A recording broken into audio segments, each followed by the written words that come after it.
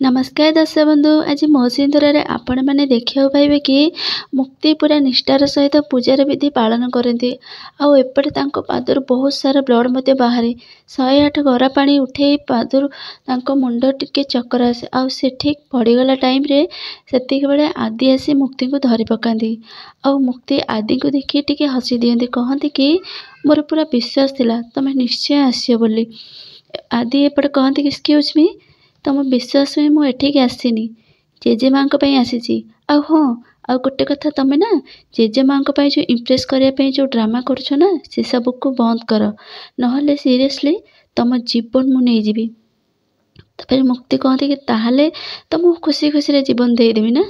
स्वामी हाथर मरबार सौभाग्य बोधे केवल मोर ही मते ही मिल।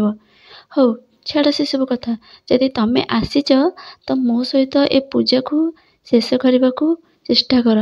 तापर आदि कहती कि हाँ आउ गोटे कथा मन देकी शुण, जेजेमा कथा शुणिकी मु तो एठिके आसिली हेरी, हेले किंतु मु पूजा केबे भी करिबिनी, नेभर।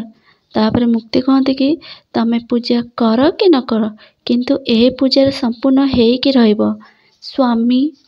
आदि कहती व्हाट कौन कहल तमें?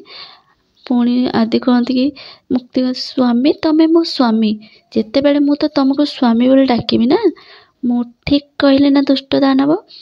आ मुक्ति आदि को कहीकि मुक्ति तांको पानी कलश को मुंडरे उठाती आ चलती तांको पूजा संपूर्ण करने। ठीक से मुंड मध्य चक्कर खाए।